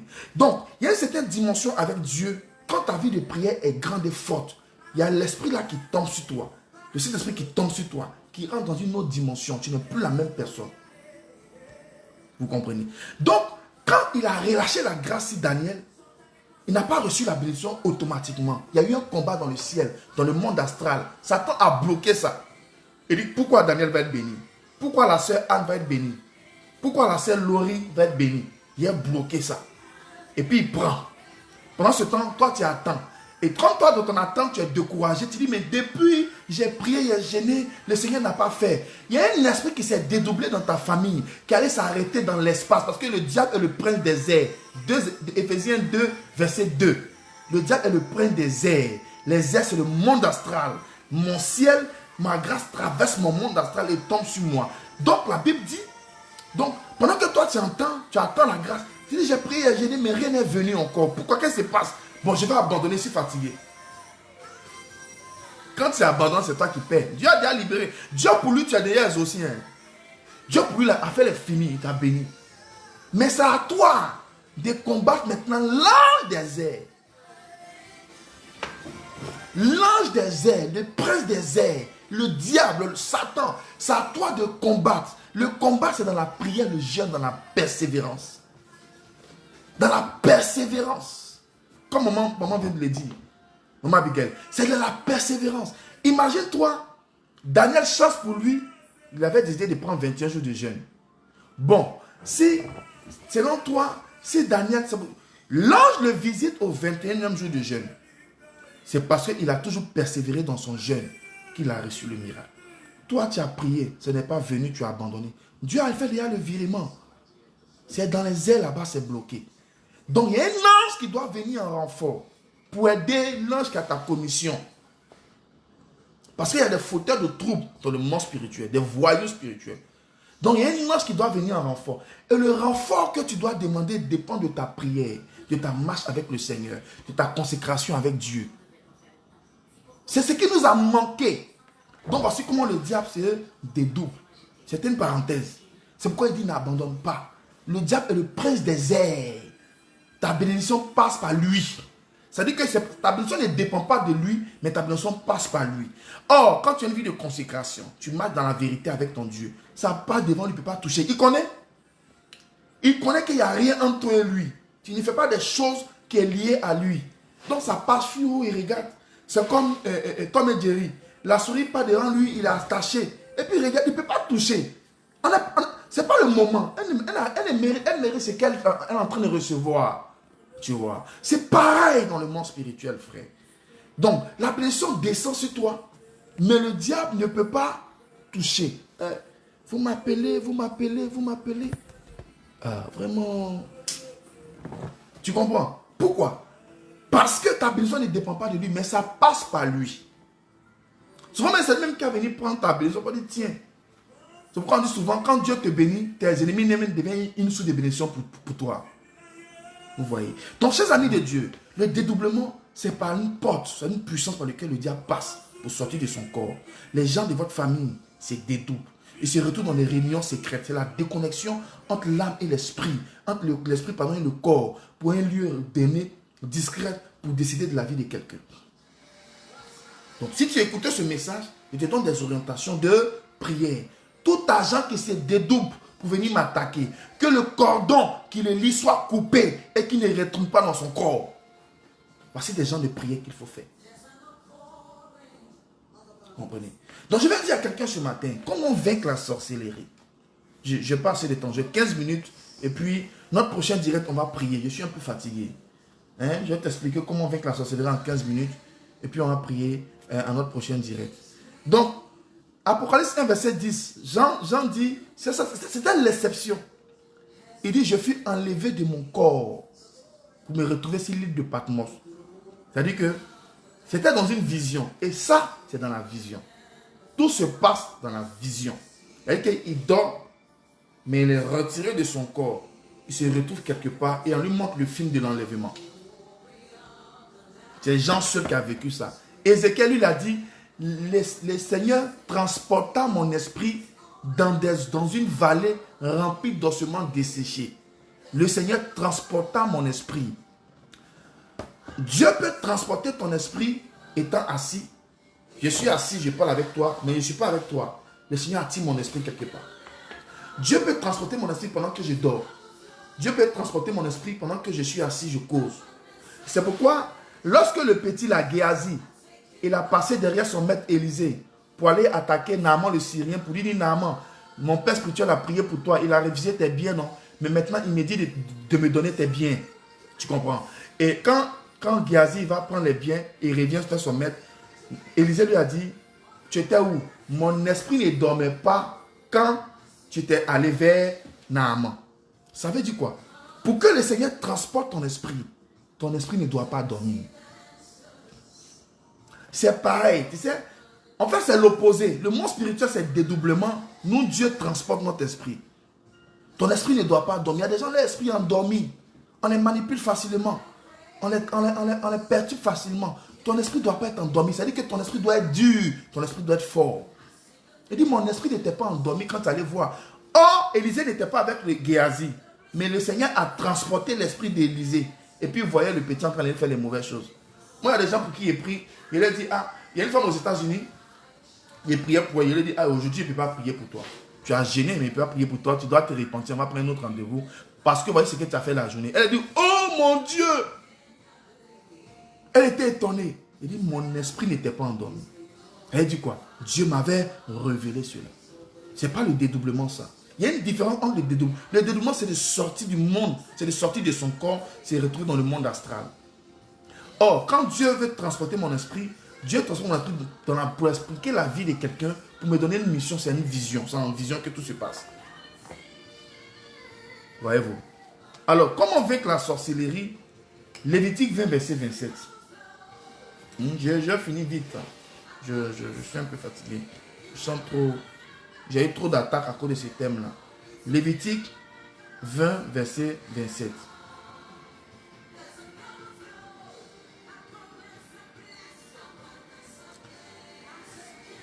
Lévitique 20, verset 27. Qu'est-ce que la Bible dit? Si un homme ou une femme ont en eux l'esprit de mort ou l'esprit de divination, ils seront punis de mort. On les lapidera, leur sang retombera sur eux. Voici la sentence d'un sorcier. Si une femme a un esprit de mort ou un esprit de divination, l'esprit de divination, c'est l'esprit de sorcellerie. Divination est égal à sorcellerie. Enchantement est égal à sorcellerie. Vous comprenez? Esprit de mort, c'est ceux qui travaillent avec les morts. On appelle ça le nécromancie. L'esprit de nécromancie. Il y a des gens, et même c'était dans la Bible, c'est pourquoi Dieu a chassé Saül. Saül est allé consulter une femme qui travaille avec l'esprit de mort. C'est-à-dire que la femme là a appelé l'âme, a appelé le prophète Samuel qui était déjà mort. Donc il y a des gens qui travaillent avec les morts. Vous comprenez? Donc on dit si dans ta famille, il y a une personne qui fait l'œuvre de la sorcellerie, qui travaille avec les morts, qui est guérisseuse. On appelle ça l'esprit de mort. On doit les lapider à mort. Les sangs doivent retomber sur eux. Quand nous lisons Exode 22, verset 18, la Bible dit: tu ne laisseras pas vivre le sorcier. Vous comprenez? Donc, une personne qui fait de telles pratiques, sa sentence là, c'est la mort. Sans panneau stop même, sans négociation. Le tue au camp. Pourquoi on le tue? Parce que lui, il va tuer. Lui, il va détruire la vie de quelqu'un d'autre. Donc, quand on l'attrape là, pourquoi dans l'Ancien Testament, dans la Torah, c'était un peu pareil? Parce que dans la Torah, c'est œil pour œil, dent pour dent. Tu allais tuer quelqu'un, tu as commis un meurtre, ta sentence aussi, c'est la mort. Et il y a une femme qui m'a dit: mais prophète, est-ce que le retour à l'envoyeur est normal? Hein? Prophète, est-ce que le retour à l'envoyeur est normal? Dieu est le Dieu de grâce. Pourquoi tu dis que non, on doit faire retour à l'envoyeur contre les gens, mon cher? Je lui ai rien dit. Je lui ai rien dit. On a pris rendez-vous. Je détaillais sa vie. J'ai détaillé les combats de sa vie. Elle dit: prophète, il faut tuer la femme là. Il faut qu'on la tue. Il faut qu'on fasse retour à l'envoyeur si elle. Donc c'est moi, ma vie, elle est détruite. Toi-même, tu as ta réponse maintenant. Ça veut dire quoi? Il y a des gens qui sont dans notre vie. Toutefois qu'ils vont vivre, ils vont nous empêcher de vivre. Ils vont nous empêcher d'être épanouis. Ceux-là, ils doivent mourir.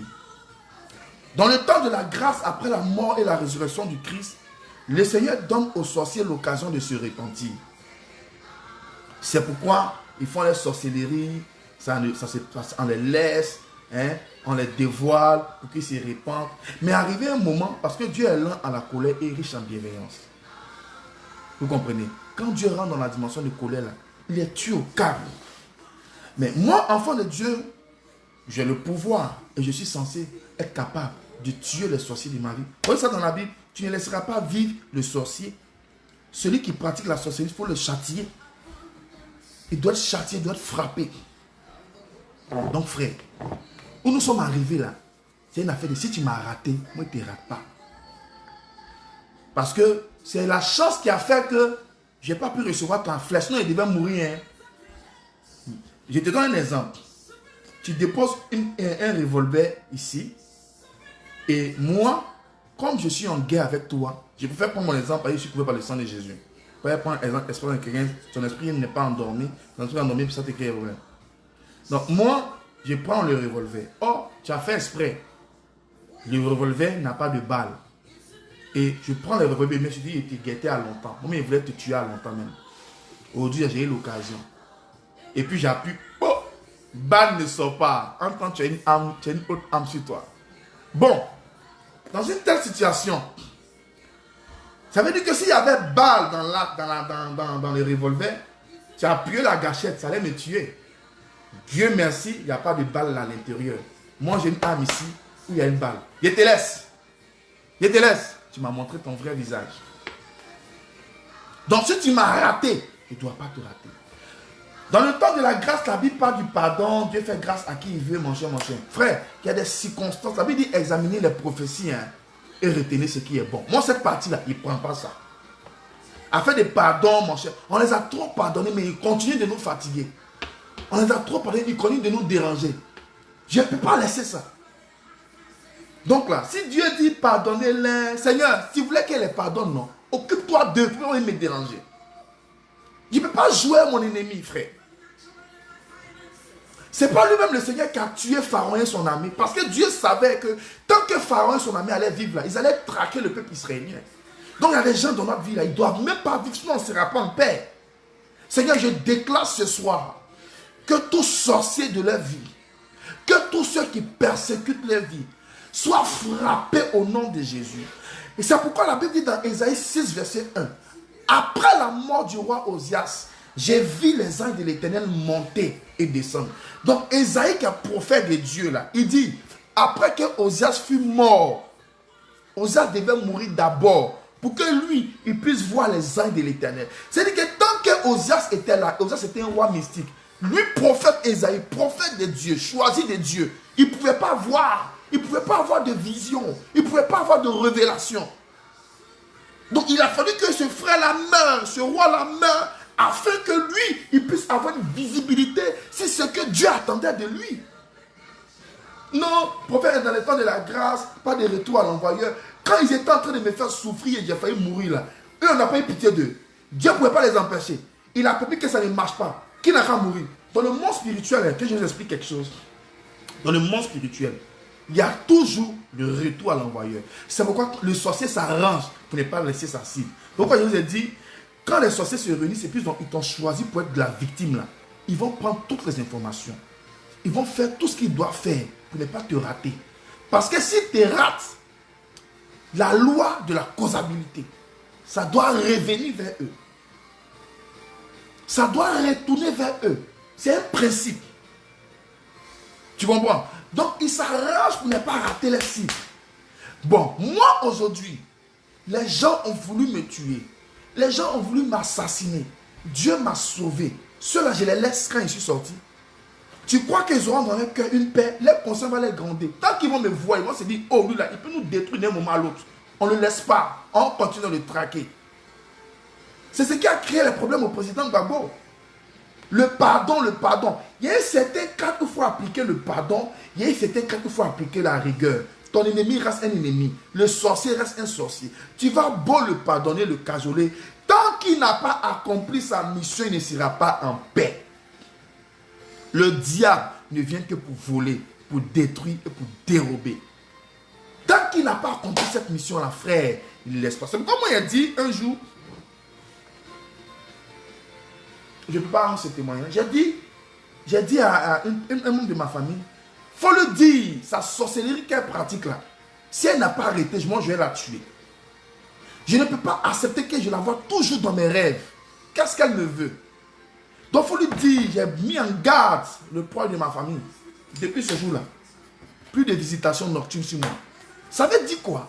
Un enfant de Dieu doit avoir l'esprit éveillé. Il faut avoir le courage de menacer.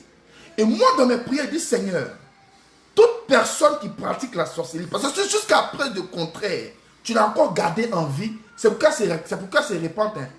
Jusqu'à preuve de contraire, si tu as permis qu'elle est encore en vie là, c'est pourquoi elle se répand. Mais si jusqu'à là, il ne s'est pas encore répandu, Dieu, ça ne me concerne pas, tue-la. Si c'est ma mère qui pratique la sorcellerie, puis qui a dit que je ne dois pas me marier, je ne dois pas être béni, je parle de toi quand je dis je. Si c'est elle, la sorcière de ma vie, de mon avenir, Seigneur, je suis désolé, je l'aime, hein. Je vais la pardonner, si je sais. Mais frère, si elle continue de me fatiguer, qu'elle parte pour que je sois en paix. Je vais dire à quelqu'un aujourd'hui, hein, je ne sais pas quel est le sorcier de ta vie. Je ne sais pas qui combat ta vie. Mais il y a des gens, tant qu'ils vivront, tu ne peux pas avoir le mariage. Tu ne peux pas avoir tes finances. Tu ne peux pas avoir ton enfantement. Tu ne peux pas avoir ton succès. Et puis cela de les pardonner. Cela de les pardonner. Seigneur, c'est toi qui pardonnes. Moi, je suis un homme. Parce qu'il veut détruire ma vie de le laisser. Il veut saboter ma destinée de le laisser. Mais je me lève dans la prière. C'est une affaire de prière contre prière. Goliath a dit quoi, David? Petit, je vais couper ta tête. Je vais te tuer. Ça veut dire quoi? Si David a raté Goliath, Goliath ne rate pas. Si David a raté Goliath, Goliath ne rate pas. C'est une affaire de guerre. Âme contre âme.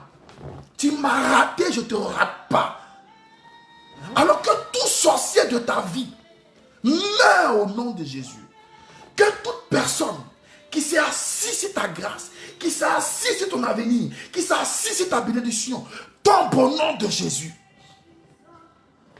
On a direct spécial demain jeudi. Prière contre la sorcellerie. Opération rachetons le temps. Je vous invite demain. Je vous invite demain. On doit racheter le temps.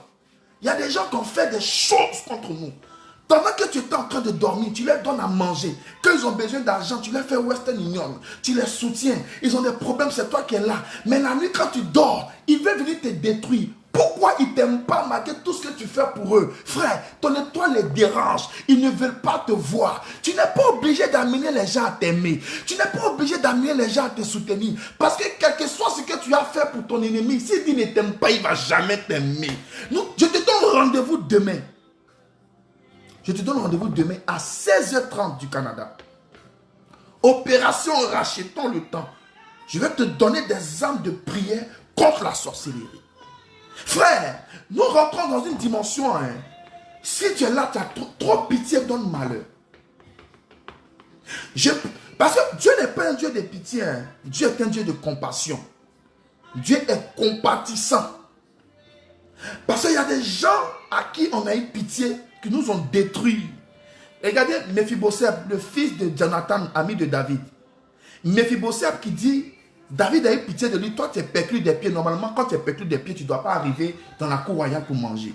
L'enfant Mephibosheth, David était dans ses problèmes. Déjà, le petit voulait devenir roi. Tu n'étais rien, on t'a aidé. Hein? Tu es devenu, tu as l'aise maintenant dans une place de la royauté. Au nom de l'alliance de David et son père Jonathan, on t'a fait du bien. Quand le monsieur a des problèmes, tu le guettes pour prendre sa place. Vous voyez. Donc, il y a des gens à qui on a fait du bien. Mais au nom de la sorcellerie qui demeure en eux. La sorcellerie, ce n'est pas seulement sortir de son corps. La sorcellerie, c'est la haine. Je vous ai dit, pourquoi le diable n'aime pas les hommes. Je vais vous expliquer tout ça. C'est la haine de ton prochain. Quand tu la vois, tu ne l'aimes pas, tu la hais. Il te hait. Il ne t'aime pas. C'est une manifestation de la sorcellerie. Ils sont jaloux de toi. Quel que soit ce que tu vas faire, ils ne vont jamais t'aimer. Quel que soit ce que tu vas les apporter, ils vont jamais... En fait, ils ne peuvent pas te supporter parce que ta grâce et ta bénédiction est trop. Je te donne rendez-vous demain. Nous allons rentrer dans un temps de prière. Viens te connecter à rachetons le temps. On a trop dormi. Tu as trop dormi. Pendant que tu dors, des gens ne dorment pas. Ils se rassemblent quelque part pour décider de ce qu'ils doivent faire contre toi. Ils ne dorment pas, frère. On a trop dormi. Nos bénédictions sont suspendues en l'air. Le Seigneur a déjà libéré la grâce, mais c'est suspendu en l'air parce que le diable a confisqué cela. Pendant ce temps, toi, tu es découragé. Toi, tu abandonnes. Toi, tu baisses les bras. Jamais de la vie que tu te lèves. Le Seigneur m'a appelé à le servir. J'ai un ministère prophétique. Mais moi, à l'église, comme on m'a découragé, comme le pasteur ne m'aime pas, comme ma famille me combat, je suis fatigué, je vais rester dans mon coin. Tu es maudit. C'est eux qui t'ont choisi. C'est eux qui t'ont appelé. C'est eux qui t'ont prédestiné à la gloire, au ministère de Dieu. Pourquoi le combat et la déception des gens, la persécution des gens vont t'amener à baisser les bras? Que l'Éternel te frappe, que quelqu'un qui a une telle réaction doit être frappé. Tu ne fais pas Dieu à cause des noms. Mais nous, on allait dire quoi? Nous, on allait dire quoi? Tu pries pour des gens prophètes. Dieu n'a qu'à débloquer mon affaire. Le Seigneur débloque son argent, il a près de 40 millions. Il t'appelle pour dire, ah, je t'envoie 100 € comme offrande de reconnaissance. Il a 40 millions, il te dit, ah, prophète, je t'envoie 100 €. Dieu de mes filles a prié pour elle, Dieu l'a béni, elle a eu 20 millions. Elle m'envoie 300 000 offrandes de remerciement. Même dîme, elle ne paye pas, même moitié de dîme. J'allais faire ma dîme, je les veuves et les orphelins. Elle dit, ma fille, c'est les veuves et les orphelins qui ont prié pour toi. La dîme, le soutenir les veuves et les orphelins, c'est des actions de grâce. La dîme, ça revient auprès de ton pasteur. Mais ça ne nous empêche pas de continuer à servir Dieu. Ça ne nous empêche pas de continuer à prier pour des gens. Dieu nous a appelés pour ça. Que les gens le font ou pas, c'est notre devoir de le faire. Et moi, je bénis Dieu. Dieu a toujours pris le soin de me bénir sans toutefois compter sur ceux qui sont censés le faire. Pourquoi? Parce que je le fais pour moi. Parce que c'est une naissance pour moi. C'est inné en moi. C'est une obligation. Mais pourquoi vous les chrétiens aujourd'hui, à cause des persécutions, les gens te combattent parce que tu fais peur. Les gens te persécutent parce que tu déranges. Donc pourquoi m'asseoir sur la base des persécutions, des déceptions des gens? Pourquoi m'asseoir? Tu es appelé à te lever. Je veux que tu te lèves, mon frère. Je n'ai plus le temps de dormir. Je n'ai plus le temps de s'asseoir. Je n'ai plus le temps d'abandonner. Les sorciers ont trop gagné le terrain sur toi. Regarde combien de fois tu as prié, mais les choses n'arrivent pas. Les grâces sont suspendues. Regarde combien de fois tu as prié, mais tu ne reçois pas le miracle. Et puis tu t'assois, tu es découragé. Moi là, je suis né pour échouer. Pour moi, c'est fini. Je suis fatigué. J'ai trop fait. Frère, si Joseph avait fait ça, c'était fini pour lui. Si Bartimée avait fait ça, c'était fini pour lui. Si Zachée avait fait ça, c'était fini pour lui. Je ne dois jamais abandonner. Que les hommes m'abandonnent, mais je n'abandonne pas ma vision. Que les hommes m'abandonnent, mais si Dieu est avec moi, c'est mon soutien. Mesdames et messieurs, je te donne rendez-vous demain. Opération Rachetons le temps contre les sorciers de notre destinée. Nous aurons 1 heure de temps de prière. Si le ciel ne s'est pas ouvert, c'est que mon Dieu que je prie n'est pas vrai. Opération Rachetons le temps. À 16h30 du Canada, nous allons rentrer dans des temps de prière intenses. Nous allons rentrer dans des temps de prière intenses. Après ça, nous allons préparer le thème de l'esprit de mort, le démon de mort. Nous allons parler de ce thème-là aussi. Pour que tu sois éclairé. Pour que tu reçoives la grâce de Dieu. Pour que tu reçoives le miracle de Dieu. Dieu est fidèle, il n'est redevable à personne. Exactement. Quelqu'un qui veut servir Dieu, tu ne sais pas Dieu pour avoir. Tu sais Dieu pour donner. Si tu as compris la base de ce pourquoi tu sais Dieu, tu ne vas jamais souffrir de faim. Tu ne sais pas Dieu pour avoir. Tu sais Dieu pour donner. Donner ce que Dieu t'a donné. Et ce que tu vas recevoir, c'est ce que Dieu a décidé. Non, moi, il y a un homme de Dieu qui m'a appelé, j'ai prié pour les gens, ils ont été bénis, ils m'ont abandonné. Il dit, mon frère, si moi, après diamant, je vais te détailler les gens à qui j'ai fait du bien. Par mon canal qui ont été bénis et qui m'ont abandonné. Tu es sûr que on va se finir ici? Je le fais pour Dieu, frère. Je donne. C'est pour ça que Dieu m'a appelé. Donc, si j'ai prié pour toi, Dieu t'a béni, tu m'as envoyé 100 euros, 50 euros. C'est ce que tu avais décidé dans ton cœur. C'est entre toi et Dieu. Sois béni. Point. Mais on ne dit pas, j'ai prié pour toi, Dieu t'a béni, et tu me donnes une petite offrande, mais tu es méchant. C'est à cause, la personne est obligée de te donner.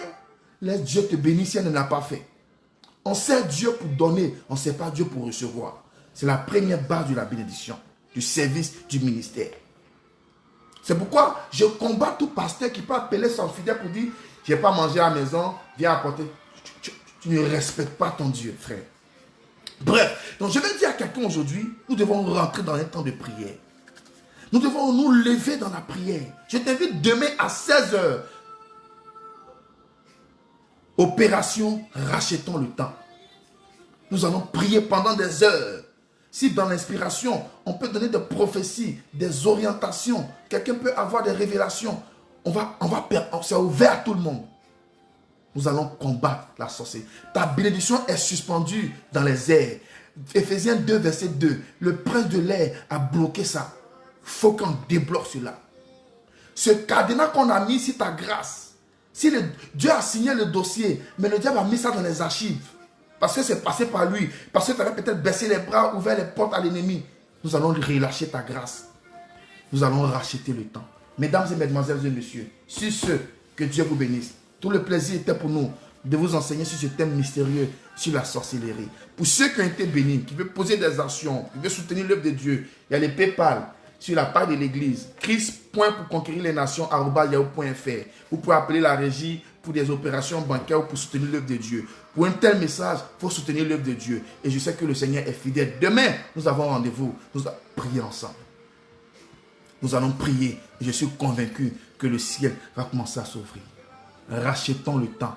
Que Dieu vous bénisse. Shalom à vous et bonne nuit. Déjà, commence à prier. Avec les révélations que tu as compris, les mystères qu'on envers le fil qui tient l'esprit humain, etc. Toutes ces révélations que tu as entendues aujourd'hui, commence à prier avec ça. Je sais que Dieu fera quelque chose pour toi. Shalom à vous. Nous vous aimons dans le nom du Seigneur Jésus. Prenez soin de vous. Shalom.